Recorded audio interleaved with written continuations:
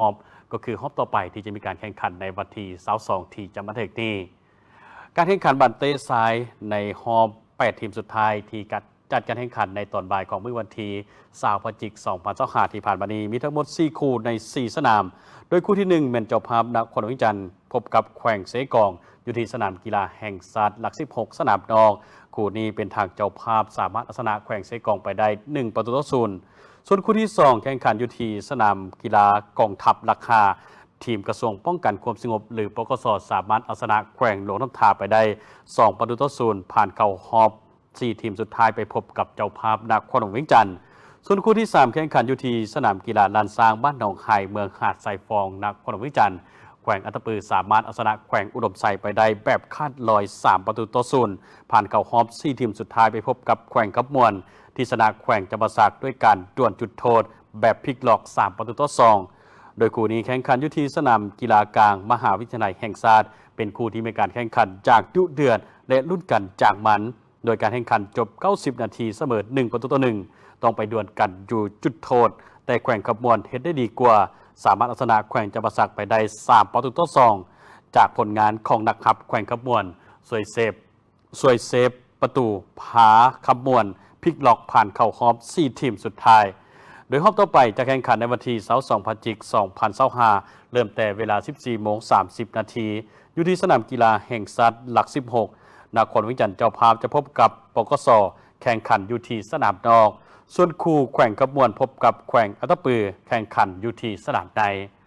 ส่วนบาเตยิงในปัจจุบันนี้ก็ได้คู่ซิงเหรียญคำเป็นเทียบห้อยหลังจากแข่งขันหอบเก็บคะแนนจบลงนครหลวงจันทร์ได้อันดับที่1มี12คะแนนไปซิงเหรียญคำกับแขวงสัญญาบุรีที่อยู่อันดับที่2มี6คะแนนเท่ากับแขวงจำปาสักและแขวงสระวันแต่ลูกได้เสียดีกว่าจึงเฮ็ดให้สัญญาบุรีได้สิทธิ์เข้าไปชิงชนะเลิศส่วนแขวงจำปาสักได้อันดับที่3ได้ขับเหรียญทองมีคะแนนเท่ากับแขวงสระวันแต่มีลูกได้เสียดีกว่าถือว่าเป็นอีกหนึ่งนัดที่ทีมบ้านทรงสายกองทัพเฮ็ดให้กองเสียบ่ผิดหวังเป็นที่1ของสายกอลงสนาม4นัดชนะทุกนัดซึ่งนัดล่าสุดเอาชนะแขวงเสียงขวาง3-2เซตการแข่งขันบ้านทรงในโฮมประเภทส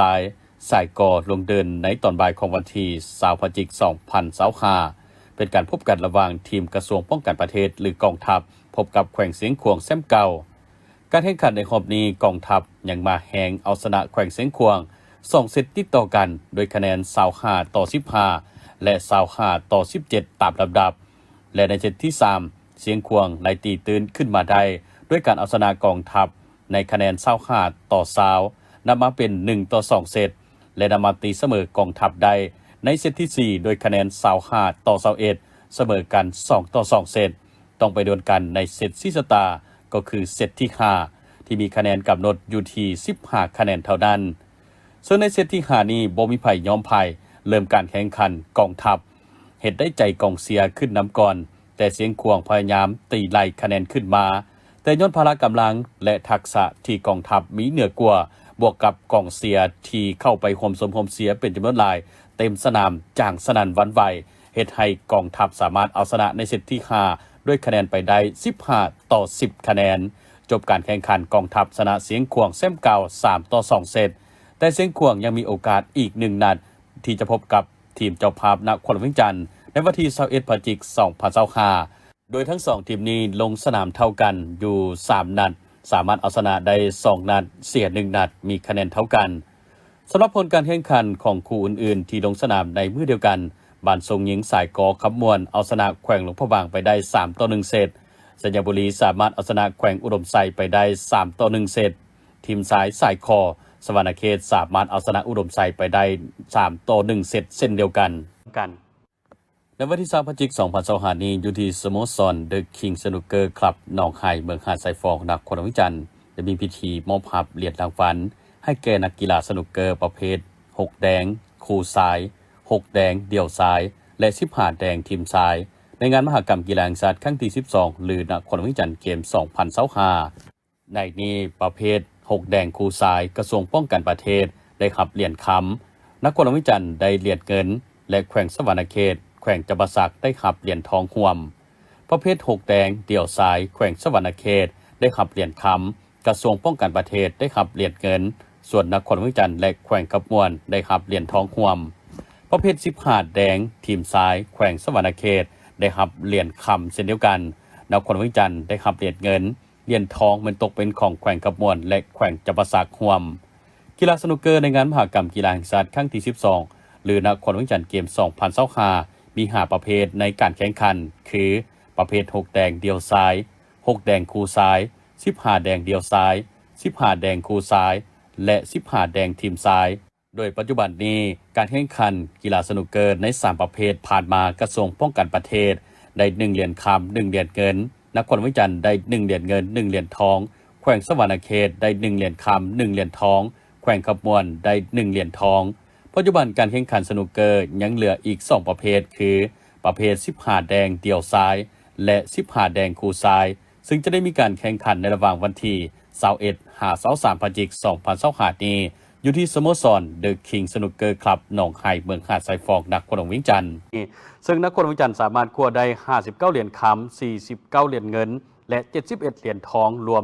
179เหรียญเป็นอันดับที่1อันดับที่2เป็นกระทรวงป้องกันประเทศคว้าได้44เหรียญคำ30เหรียญเงินและ39เหรียญทองมี113เหรียญเป็นอันดับที่2อันดับที่3เป็นแขวงขบวนคว้าได้33เหรียญคำ27เหรียญเงิน42เหรียญทอง102เหรียญอันดับที่4เป็นแขวงสวรรณเขตคว้าได้22เหรียญคำ32เหรียญเงิน32เหรียญทองรวม86เหรียญอันดับที่5เป็นแขวงจำปาสักได้20เหรียญคำ26เหรียญเงินและ33เหรียญทองรวม79เหรียญส่วนอันดับที่6เป็นกระทรวงป้องกันความสงบคว้าได้14เหรียญคำ18เหรียญเงินและ24เหรียญทองรวม56เหรียญการดำเนินกองประชุมสมัยสามัญเทื่อที่10ของสภาแห่งชาติสุดที่9ในวันที่19 พฤศจิกายนท่านมอนไซเหล่ามัวทรงรองประธานศูนย์กลางแนวเล่าสังชาติได้ประกอบคำเห็นของศูนย์กลางแนวเล่าสังชาติต่อบทรายงานของสภาแห่งชาติซึ่งบางตอนท่านได้กล่าวว่าก่อนอื่นแสดงความสมเสยมายังสภาแห่งชาติสมาชิกสภาแห่งชาติที่ได้เคลื่อนไหวกล้าหาญจริงใจประกอบคำคิดคำเห็นที่สร้างสรรค์ในกองประชุมสภาแห่งชาติแต่ละครั้งแต่ผ่านการเฮ็ดบทบาทติดตามกฎการระยะ5 ปีผ่านมาก็พบเห็นและสั่งรวมปัญหาจำนวนหนึ่งที่จะต้องได้เอาใจใส่เป็นต้นการหับหองนิติกรรมขอให้เพิ่มทวีในการค้นคว้าให้ละเอียดลึกซึ้งและชัดเจนตื่มก่อนที่จะหับหองการติดตามกฎกาสุกโยปฏิบัติกฎหมายก็คือนิติกรรมลุมกฎหมายบางจุดยังบ่ทันแข็งแรงเส้นปัญหาบ่แฮปัญหาพื้นฐานโครงล่างปัญหายาเสพติดการขาดแคลนแรงงานการตัวยั่วหลอกลวงผ่านสื่อออนไลน์และอื่นๆขอให้ติดตามกฎกาสุกโยภาคส่วนเกี่ยวข้องเข้มงวดทางด้านการบังคับใช้และปฏิบัติกฎหมายแต่ผ่านการเฮ็ดบทบาทติดตามกวดกาในระยะ5 ปีผ่านมาต่อกับก็ได้พบเห็นและก็สั่งรวมในปัญหาจำนวนหนึ่งที่จะต้องเอาใจใส่ดักนี้ปัญหาใหญ่อันที่หนึ่งเห็นว่า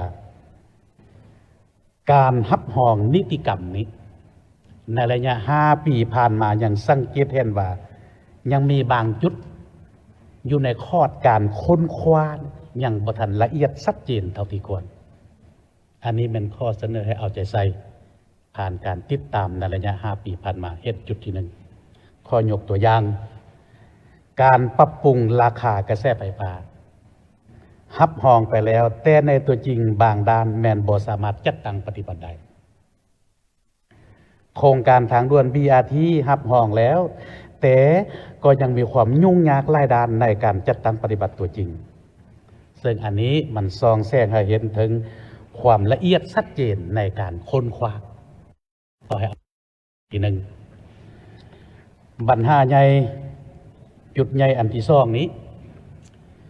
ติดตามกวดกาสุกยูการปฏิบัติกฎหมายก็คือการปฏิบัติบรรดานิติกรรมลุมกฎหมายก็เห็นว่าบางจุด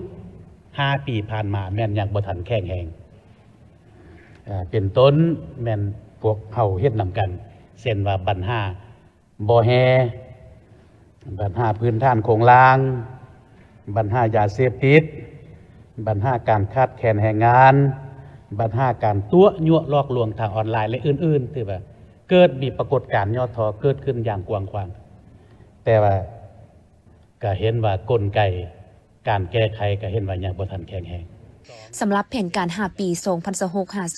2030 และแผนประจำปี 2026 ของสภาแห่งชาติสุดที่ 10 เสนอเพิ่มทวีเวียกงานลงหักทาน โดยเฉพาะสมาชิกสภาประชาชนแขวงประจำเมือง ติดตามกวดกา สุกยูการแก้ไขคำห้องคำเสนอของประชาชนพร้อมทางรายงานผลการแก้ไขติดตามกวดกาสุกยูโครงการระดับชาติเซ็นโครงการทางด่วนบางเวียงบ่อเต็นโครงการทางด่วนเวียงจันทน์ฮานอยโครงการก่อสร้างทางรถไฟเวียงจันทน์คำมวนท่าเรือบุงอางสาธารณรัฐสังคมนิยมเวียดนามและอื่นๆนอกจากนี้ก็ให้สุกยูการผลิตกสิกรรมตามแนวรถไฟแล้วทางด่วนเพื่อผลิตสินค้าส่งออกโครงการซ่อมแปลงทั้งหลวงแห่งชาติเลขที่ 13 และอื่นๆพิธีจัดขึ้นในวันที่20 พฤศจิกายน 2025 อยู่ที่ศูนย์การค้าลาวไอเต็กนครหลวงจันทน์โดยให้เกียรติเข้าร่วมของพลโทวงศ์สรอินปานพิมพ์รองรัฐมนตรีกระทรวงป้องกันประเทศหัวหน้ากรมใหญ่การเมืองกองทัพพลโทเวียนเจืองตั้งรองรัฐมนตรีกระทรวงป้องกันประเทศแห่งสาธารณรัฐสังคมนิยมเวียดนามพร้อมด้วยท่านเอกอัครราชทูตเวียดนามประจำลาวผู้ต่างหน้ากระทรวงอุตสาหกรรมและการค้าลาวเวียดนามนายและพลทหารตลอดฮอดบรรดาวิสาหกิจเวียดนามลาวและแขกถึกเซินเข้าร่วมพลโทวงศ์สนอินปานพิมพ์กล่าวว่างานวางแสดงสินค้าอุตสาหกรรมป้องกันชาติลาวเวียดนามซึ่งนอนในโอกาสที่ใส่พัวพันหัวมือหอบด้านความสามัคคีแบบพิเศษระหว่าง2 ภาค 2 รัฐ 2 กองทัพและ2 ประชาชน2 ชาติลาวเวียดนามพวกเขาได้ขยายตัวอย่างกว้างขวางก้าวเข้าสู่เรื่องเลิกในทุกแขนงการและทุกด้านด้วยคุณภาพใหม่ตามแนวทางเปลี่ยนแปลงใหม่ของแต่ละประเทศลาวเวียดนามแม่น2 ประเทศไอ้น้องที่มีสายแดนติดจอดกันเคยตกอยู่ในชะตากรรมอันเดียวกันและได้สามัคคีช่วยเหลือซึ่งกันและกันร่วมเป็นร่วมตายร่วมทุกข์ร่วมสุขเข้าเม็ดหักผักเส้นเดียวก็แบ่งกันกินร่วมกันสู่หบอยู่ในขุมของเดียวกันเว้าได้ว่าบ่มีแบบอย่างใดๆในโลกที่จะแน่นแฟ้นเท่ากับน้ำใจสามัคคีพิเศษลาวเวียดนามลาวซึ่งงานดังกล่าวจะดำเนินเป็นเวลา3 วันก็คือวันที่20หาวันที่23 พฤศจิกายน 2025มีสินค้านำมาวางแสดงหลายประเภททั้งเครื่องจักรอุปกรณ์อุตสาหกรรมอาหารเครื่องดื่มสุขภาพผลิตภัณฑ์กสิกรรมแผ่นแพ้เทคโนโลยีหุ่นยนต์กลจักรถือเป็นโอกาสสำหรับธุรกิจในการสำรวจตลาดใหม่และขยายโอกาสทางการค้าเป็นโอกาสดีในการเรียนรู้จักวัฒนธรรมเสริมสร้างความสัมพันธ์พิเศษลาวเวียดนามไปพร้อมๆกันแต่เวลา 14:30 นาทีเป็นต้นไปการแข่งขันบันเตทรายฮอบ4 ทีมสุดท้ายในงานมหกรรมกีฬาแห่งชาติครั้งที่ 12หรือนครเวียงจันทน์เกม 2025 จะลงแข่งขันพร้อมกันอยู่ในสนามกีฬาแห่งชาติหลัก 16 ทั้ง 2 สนามก็คือสนามนอกและสนามในโดยทั้ง 4 ทีมที่จะลงแข่งขันในรอบนี้ต่างได้เป็นทีมที่มีผลงานโดดเด่นที่สามารถชนะคู่แข่งมาอย่างสง่างามในนี้เจ้าภาพนครเวียงจันทน์เป็นทีมที่ยกให้เป็นเต็งหนึ่งในการแข่งขันในครั้งนี้โดยการผ่านเข้ารอบด้วยการเป็นที่1ของสายคอแข่งขัน3 นัดชนะรวดมี9 คะแนนและรอบ8 ทีมสุดท้ายก็สามารถเอาชนะแขวงเสกองมาได้1-0ผ่านเข้ารอบ4 ทีมพบกับกระทรวงป้องกันความสงบหรือปกส.ที่เข้ารอบมาในนามที่1ของกลุ่มงเส้นเดียวกันรอบ8 ทีมปราบแขวงหลวงน้ำพาไปได้2-0โดยคู่นี้จะแข่งขันอยู่ที่สนามกีฬาแห่งชาติหลัก 16 สนามนอกส่วนอีกคู่ก็หับห้องความมันและดูเดือดจากแน่นอนคือแขวงขมวนพบกับแขวงอัตตปือโดยแขวงขมวนในปีนี้มีผลงานโดดเด่นเกินคาดรอบแบ่งกลุ่มชนะรวด4 นัดมี12 คะแนนเข้ารอบมาในที่1ของสายคอและรอบ8 ทีมยังพลิกล็อกแบบมีสายเหนือกว่าแขวงจำปาสักโดยการดวลจุดโทษเอาชนะ3-2ส่วนแขวงอัตตปือแม้เป็นทีมเดียวที่ผ่านเข้ารอบ8 ทีมสุดท้ายด้วยการเป็นที่2ของสายคอมี6 คะแนนรอบแบ่งกลุ่มแข่งขัน3 นัดชนะ2 นัดเสีย1 นัดให้กับเจ้าภาพนครหลวงเวียงจันทน์แต่มาในรอบ8 ทีมสุดท้ายยังโซฟอร์มดีต่อเนื่องชนะแขวงอุดมไซแบบคัด3-0ผ่านเข้ามารอบ4 ทีมพบกับแขวงขับมวนต้องมาลุ้นนำกันว่าตอนบ่ายของมื้อนี้แขวงใดจะสามารถเข้าไปรอบชิงชนะเลิศหรือว่าคว้าเหรียญคำในงานมหกรรมกีฬาแห่งชาติครั้งที่12ที่นครหลวงเวียงจันทน์เป็นเจ้าภาพในปีนี้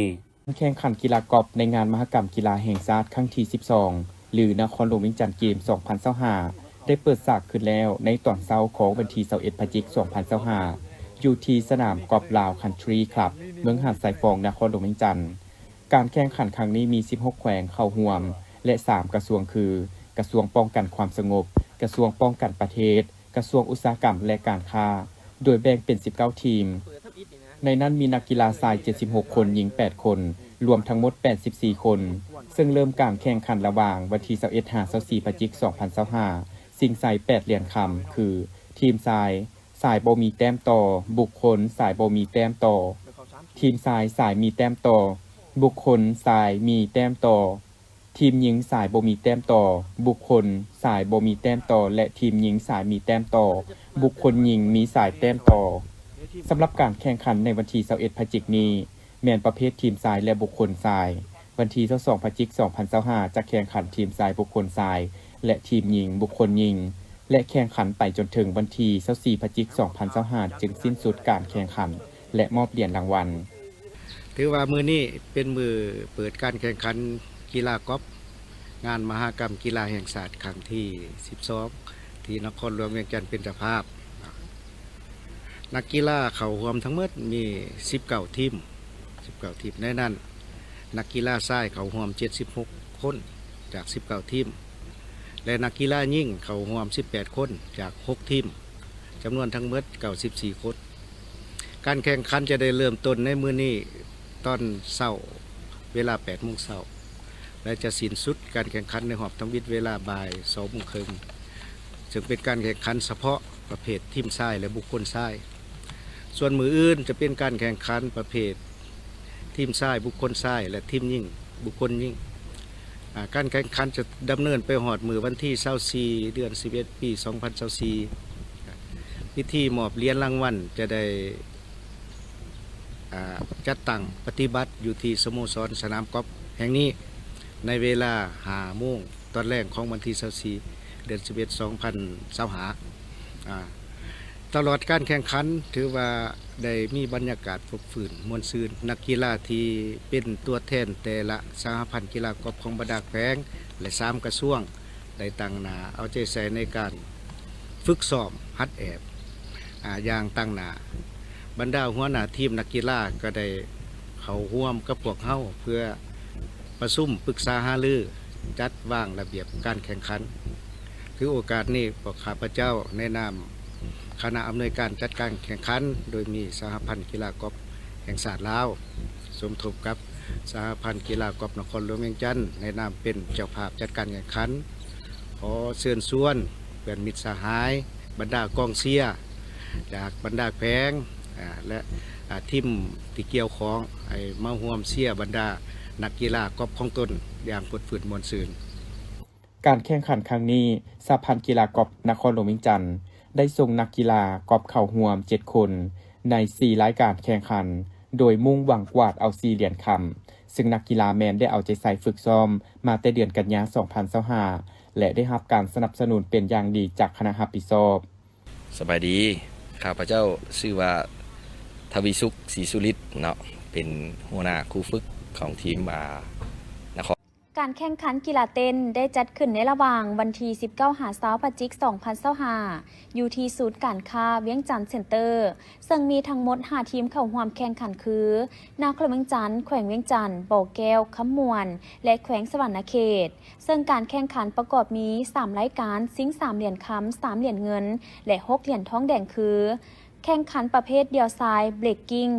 1-1แข่งขันประเภทคู่ผสมหญิงทรายฮิปฮอปดับเบิลและแข่งขันประเภททีมผสมหญิง4 3ฮิปฮอปทีมท่านวิสุรินทร์นามมุนตรีประธานสหพันธ์กีฬาเต้นนครหลวงเวียงจันทน์ได้ให้สัมภาษณ์ว่าทางสหพันธ์พวกเขาได้กะเกี่ยมความพร้อมมาแต่ต้นปี2025ภายหลังที่คณะกรรมการกีฬาแห่งชาติก็คือนครหลวงเวียงจันทน์ได้รับร้องเอากีฬาเต้นเข้าในการแข่งขันในงานมหกรรมกีฬาแห่งชาติครั้งที่12พวกเขาก็ได้มีการแต่งตั้งและแบ่งงานให้กับครูฝึกและนักกีฬาจนฮอดมื้อเข้าร่วมแข่งขันซึ่งว่าการแข่งขันก็มีอยู่ใน3ประเภทกีฬาเนาะเป็นประเภทซ้ายเดียวจะเป็นประเภทเต้นแบบเบรกกิ้ง และก็เป็นประเภททีมคู่ผสมยิงทรายเราเป็นประเภทฮิปฮอปและเป็นประเภททีมนี่มี7น้องเป็นประเภททีมซึ่งว่าอยู่ในนี่พวกเขาก็ได้นำใช้ทักษะอยู่ในการนำใช้บทเพลงกีฬาเป็นลวดลายและก็ท่าทางมีอย่างต่างๆเพื่อให้ปรับความสมดุลของร่างกายให้มีความสอดคล้องสำหรับประเภททีมกับแมนแข่งขันเบิ่งว่าท่าทางของทีมเป็นจังใดมีความพร้อมเพรียงแนวใดซึ่งว่าในมื้อนี้เนาะมี5แขวงพวกเขาได้เข้างอนกันก็มีนครหลวงเวียงจันทร์มีแขวงเวียงจันทร์มีแขวงสวรรณเขตแขวงคำม่วนและก็แขวงบ่อแก้วที่ได้ร่วมแข่งขันซิ่งเหรียญคำในมื้อนี้ซึ่งว่าอีกบ่พอเท่าใดนาทีนี้พวกเขาก็จะได้ติดตามรับชมและก็เบิ่งผลของการแข่งขันไปนำกันว่าผู้ใดสิเป็นเจ้าเหรียญคำสำหรับสหพันธ์กีฬาเต้นของนครหลวงเวียงจันทร์หรือว่าทีมนครหลวงเวียงจันทร์แม่นพวกเขาได้ส่งเข้าทั้งหมดแม่นกีฬาอยู่ใน3ประเภทแม่น12น้องรวมทั้งผู้ฝึกและก็นักกีฬาซึ่งว่าอยู่ในนี้ก็คือที่ได้บอกไปเนาะมีสายเดียวแม่นมี2น้องแล้วก็มีประเภทคู่ผสมยิงทรายมี2น้องแล้วก็มีประเภททีมรวมฮิปฮอปแม่นมี7น้องเจ้าสำหรับการสนับสนุนเป็นต้นกับผู้สนับสนุนหลักเนาะคือที่บรรดาทานได้เห็นอยู่ในสื่อข่าวอย่างต่างๆกับเป็นต้นมีหลายผลิตภัณฑ์แต่ว่าอยู่ในคอร์สของการฝึกซ้อมนี่ก็แม่นพวกเขาได้นำใช้งบประมาณของสหพันธ์ที่มีคลังแฮอยู่แล้วเป็นการกระตุกสุกนิ้วภายในและก็สร้างความเข้มแข็งให้บรรดานักกีฬาเองเพื่อที่จะสร้างกำลังใจเข้ามาสู่ซิงไซเอาในมหกรรมกีฬาแห่งชาติครั้งที่12ในมื้อนี้จ้ะกองประชุมผู้บริหารการศึกษาและกีฬาทั่วเมืองสังทองนครหลวงเวียงจันทร์ประจำสุขเฮียน 2024-2025 จัดขึ้นในวันที่20พฤศจิกายนอยู่ที่สโมสรเมืองดังกล่าวโดยการให้เกียรติเข้าร่วมของทาน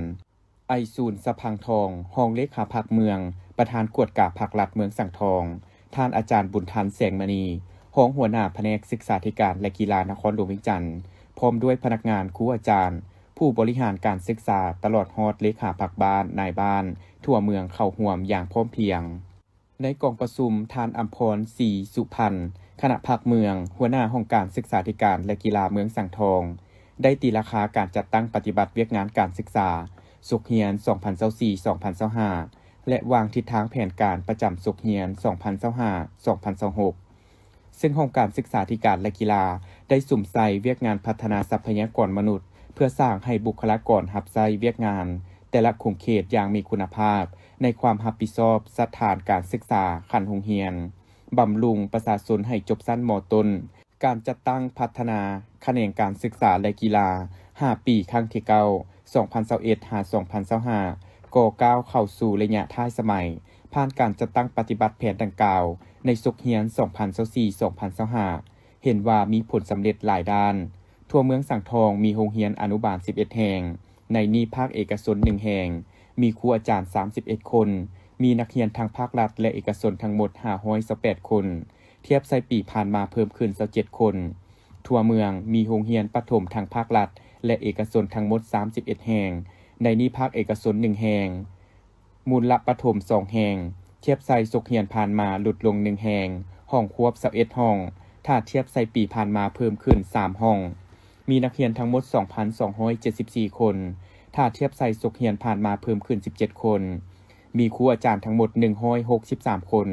อัตราเข้าเรียนใหม่สุทธิ100ส่วน100อัตราเข้าเรียนรวมชั้นประถม100.37ส่วน100อัตราเข้าเรียนสุทธิชั้นประถม100.3ส่วน100อัตราข้างห้องป.1 เท่ากับ 0.9 ส่วน100อัตราเลื่อนขั้นจบชั้นประถม95ส่วน100อัตราปละชั้นประถม2ส่วน100อัตราจบชั้นประถมเท่ากับ97ส่วน100มีโรงเรียนมัธยมทั้งหมด7แห่งมัธยมตอนต้น2แห่งมัธยมสมบูรณ์2แห่งมีนักเรียนทั้งหมด 2,354 คนเทียบใส่สุขเฮียนผ่านมาลดลง74คนมีครูอาจารย์176คนอัตราเข้าเรียนรวมชั้นมัธยมตอนต้นบรรลุได้ 98.6 ส่วน100อัตราเข้าเรียนรวมใหม่ขั้นม.4 บรรลุได้ 92.5 ส่วน100อัตราเลื่อนขั้นจบชั้นมัธยมตอนต้น 83.1 ส่วน100อัตราเข้าเรียนรวมชั้นมัธยมตอนปลาย72ส่วน100อัตราเลื่อนขั้นจบชั้นมัธยมตอนปลาย 85.3 ส่วน100 อัตราสอบเสียงจบสั้นม .4 เท่ากับ 92.5 ส่วนห้อย อัตราสอบเสียงจบสั้นม .7 เท่ากับ 69 ส่วนห้อย นอกนั้นห้องการศึกษาธิการและกีฬายังได้เอาใจใส่จัดตั้งบำรุงจบสั้นประถมในเกณฑ์อายุ 15-40 ปี ที่บ่ทันได้จบสั้นม.ต้น และบำรุงสั้นม.ต้นให้แก่ประชาชนในเกณฑ์อายุ 15-35 ปีได้10บ้าน มีนักเรียน 196 คน ในตอนท้ายของกองประชุมบรรดาผู้เข้าร่วมทั้งหมดได้พร้อมการวางทิศทางแผนการในต่อหน้าและรับฟังการโอ้ลมของท่านประธานเติมอีก สรุปผลการแข่งขันกีฬาเต้นได้คือ ประเภทเดี่ยวซ้ายเบรกกิ้ง1-1 เหรียญค้ำแมนทีมสวรรณเขต เหรียญเงินแมนนักละเมืองจันทร์และเหรียญทองแดงแมนแขวงสวรรณเขตและขมวน ประเภทเต้นคู่ผสมยิงซ้ายฮิปฮอปดับเบิล เหรียญค้ำแมนนักละเมืองจันทร์เหรียญเงินแขวงเมืองจันทร์และเหรียญทองแดงแมนแขวงสวรรณเขตและบ่อแก้ว ส่วนทีมผสมยิง4ซ้าย3ฮิปฮอปทีม เหรียญค้ำนักละเมืองจันทร์เหรียญเงินสวรรณเขตและเหรียญทองแดงแมนแขวงขมวนและแขวงเมืองจันทร์